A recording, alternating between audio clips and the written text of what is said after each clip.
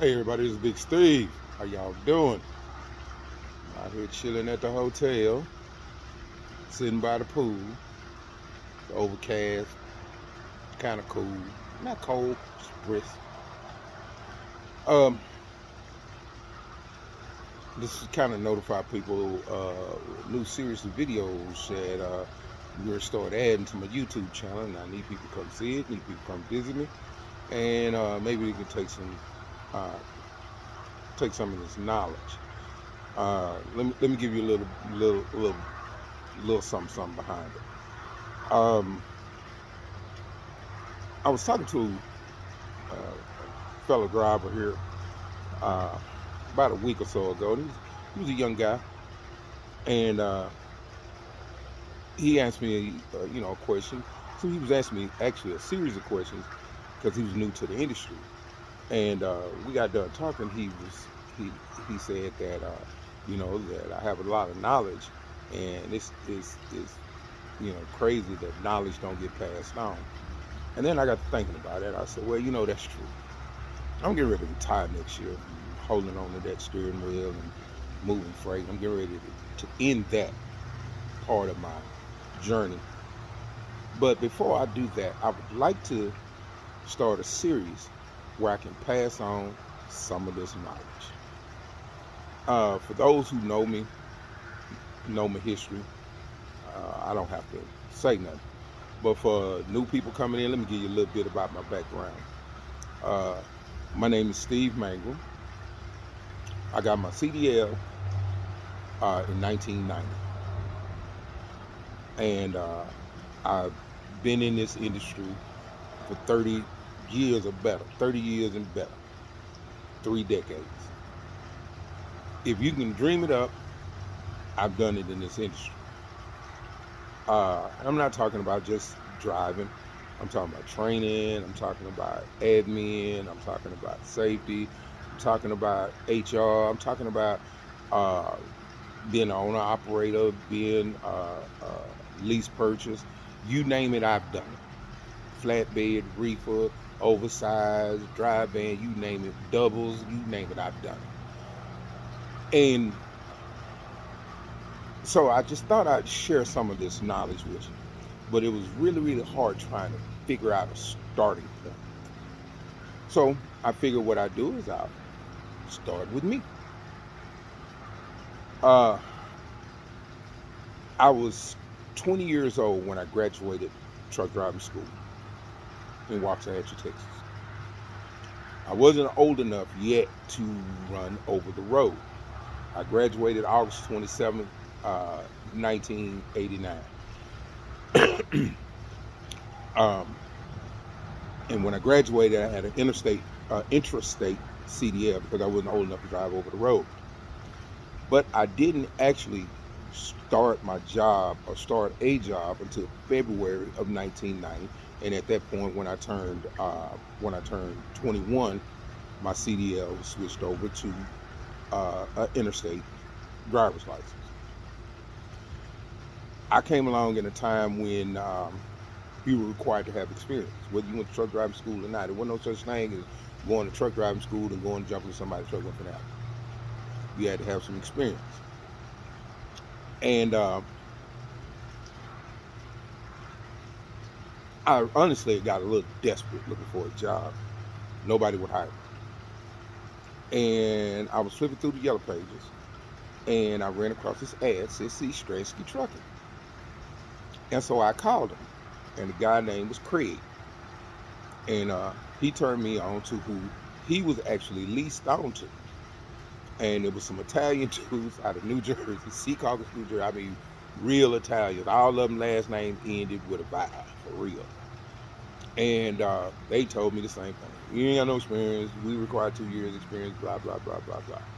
So, me being the persistent asshole that I am, I called these people every single day until February. When finally I called in, and I would call in so much they knew my voice. I knew I knew their names.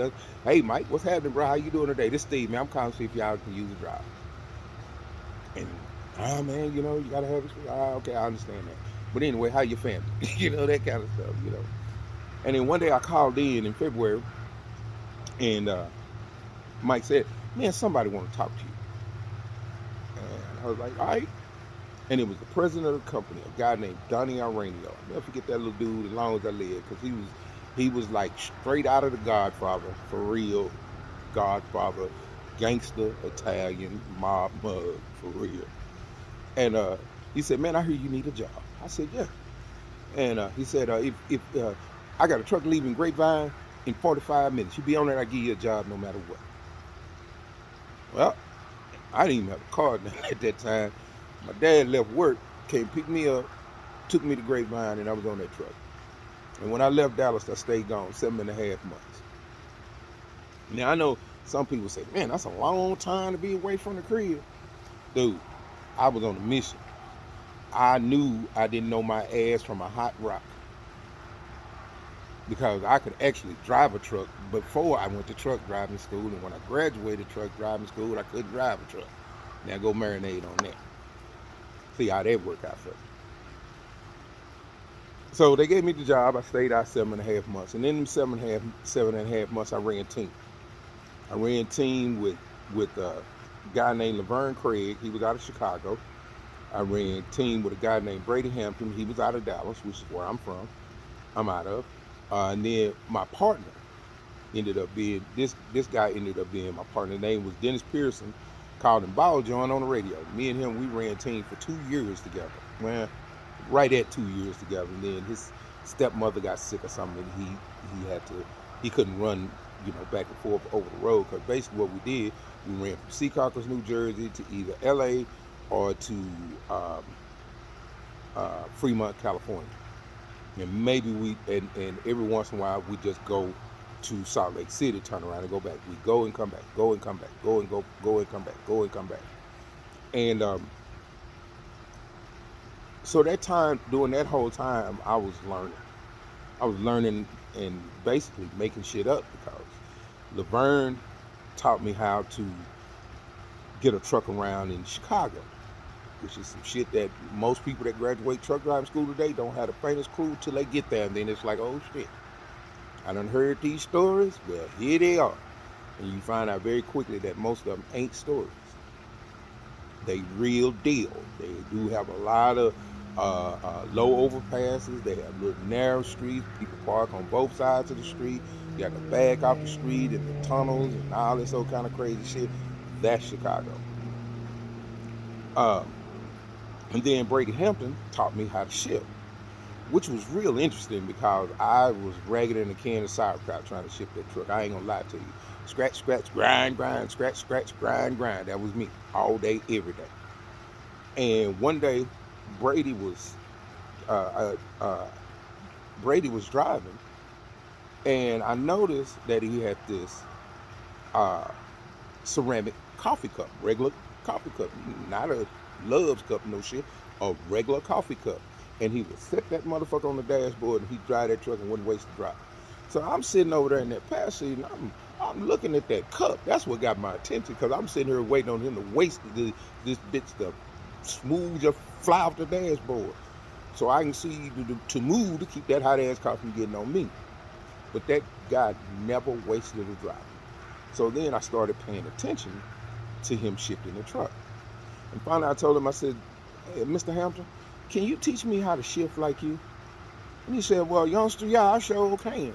That dude had been driving trucks so long, his hand was shaped like this, where he'd be sitting on that stick and he flipped that splitter button with it. I shit you not. Old school taught me he would butter with that stick, and naturally with that kind of experience, and you sit there and you pay attention, and one of the first things I noticed, he wasn't using the clutch. I'm like, "You're not using the clutch?" "No, I don't never use the clutch.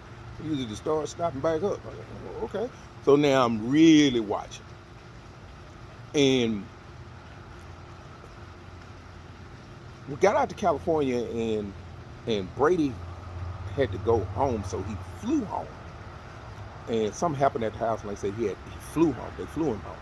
So I'm stuck in California, in LA, right in between, right over there by Florence and Alameda. Stuck. And I had been there like 4 days, man, and I was just like, okay, this is some bullshit. I ain't come here to sit. I came here to work. So I called corporate back in Jersey, and I told them, I said, look, man, I didn't come to work for y'all to sit.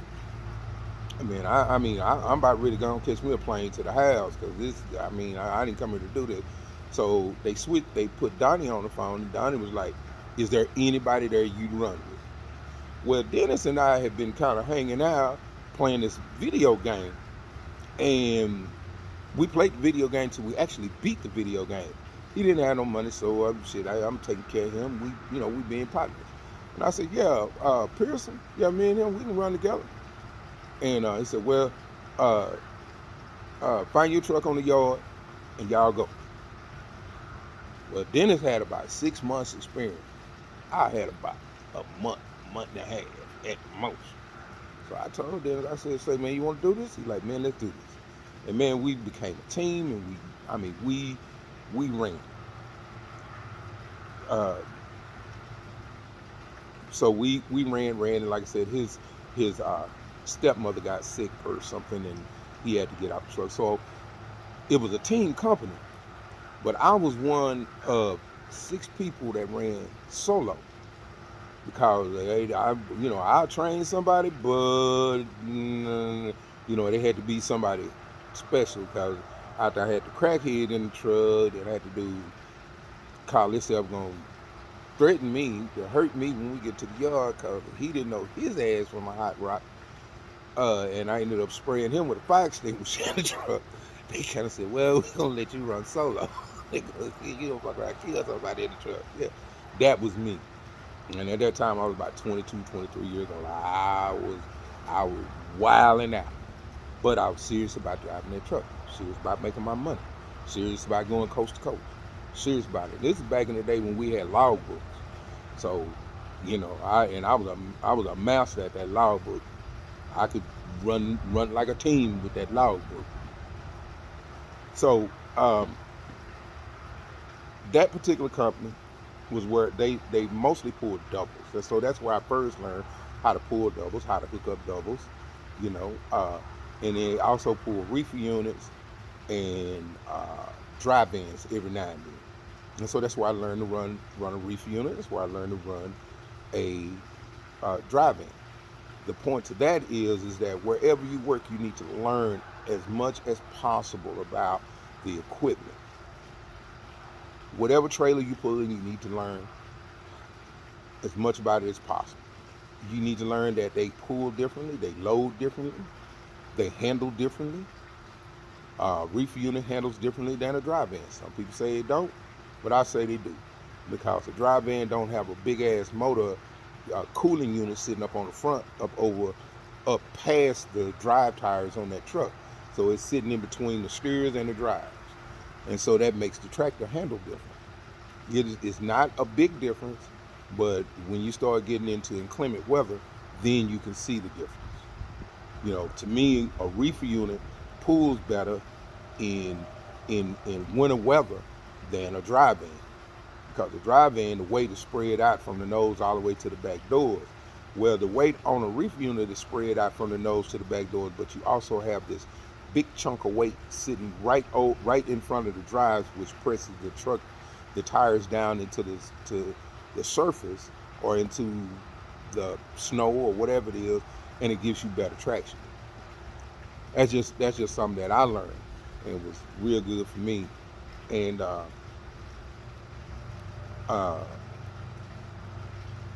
and that was the first company I worked for, and they ended up closing. Um, and the uh, the next company I went to work for was a company called Cannon Express. They were out of Springdale, Arkansas. The guy that owned the company was a guy named Dean Cannon. In fact, I was on the bus coming from Secaucus, New Jersey, and the bus went down through Springdale, and I saw this truck, all these trucks out there in this yard, and they had a big sign out there that said now hiring drivers. So when the bus got to the bus stop, I got off the bus and I walked back to Cannon Express, and I put all my shit right there in front of the door, and that's where I was sleeping at, on the front doors of that company. And I was sleeping. God woke me up. And I look up, this white dude standing there, and he's like, "Hey, why you sleeping out here?" I said, "Well, I'm looking for a job. I was on the bus last night, and I saw the sign, and I thought I'd see if y'all doing any hiring." He said, "Yeah, I'm hiring. Come on in." And he helped me bring my stuff in, set it there in the little driver's lounge. And he took me back into his office, and he said, "Tell me a little bit about yourself." So I told him about Long Haul Express, and and when his secretary got in, I didn't even know who this dude was, really. I'm being honest with you. I didn't know who he was. And he told her, he said, "Bring this man an application so he can get it filled out." So I sat there. I only had one job, so but I was on there at that job for 2.5 years. So the rest of this shit was blank. My driver's license was clean. Didn't have no accidents, no tickets. They did. I ran all that shit that morning. So he sent me over for a drug test and told him expedite my drug test. So that afternoon, my drug test was actually back, and next thing you know, I'm doing a road test. This old shop guy came in, and this is part of what I'm going to bring to you guys is relationships. See, relationships in a company can get a lot of shit done.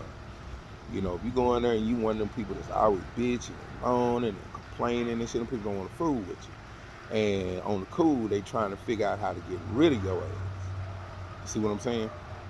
And the old shop man, he come out there and he saw me, cause Dean called him directly. So he come out there, he saw me, so he went back in the shop and he got this other white dude, cause I already know what it was. He didn't want no shit. So in case he failed me, I couldn't go and say he failed me because I was black. I know the game. See, I'm already young, but I'm already hip to the game because of my previous life. What I did before I drove truck, and some teachings from my father, some teachings from my mother, so I was able to know the game. You know what I'm saying? And this guy, I get behind the wheel, check my mirrors, doing that everything, by the book. So I look over there at the little old white man. I was gonna say, "How you want me to do this, man? You want me to do how the book say do it? Or you want me to do it like I'm gonna do it out there in the world?"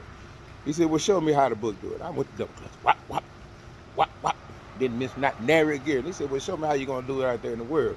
I went with the butter smoothing his ass, floating him out, and we pulled out the yard, made a right turn, and then we went down about a half a mile. He said, "Turn around right there." I turned around right there, and he said, "Head on back to the yard." I get to the yard. He said, "Back up in that park, back the trailer, back where you got it from." I bagged up under that bag, that mud right off in that one shot, that whole whoop, right off in there. Dude looked at me and said, "Man, that's your truck, that's your trailer. Get the fuck out my yard." That's the way that's the way my road test went, right there with Caddy Express. And I worked for them for almost 3 years. And I had a blast working for them because they come to find out the dude was Dean Cannon. He was the owner of the company. And he told them, he said, "This is your dispatcher, Burr." He was the oldest dispatcher, the senior dispatcher. And he said, "You take care of him. Whatever he want, he get it." And I had an old truck, new trailer, but an old truck. I never bitch, never complained. I stayed out. Man, I just come through Dallas. I wouldn't even come home. I just go through Dallas, holler at folks, and keep it pushing. That's the way it was. I be gone so long. Barry would ask me, he say, "Man, where you want to take your vacation?" And I had a book. It was called. The name of that book was uh, uh, Fairs and something. I can't remember what the title of it was. It was all the festivals and shit that go on across the country, different states, different cities, different towns, like the Great Pickle Festival. I didn't know what the fuck that was, but I went, and I had fun at the Great Pickle Festival. I went, I went and watched pumpkin chumping. That's just some of that shit. And I spent the entire spring break uh, sitting on the beach in Daytona. Not Daytona, but yeah, Daytona. I spent the whole week on the beach in Daytona. at Daytona Beach. Tractor parked right on the beach. Trailer dropped at the yard, and I sat right out there on the beach with my side door open, playing the blues, and watched all the little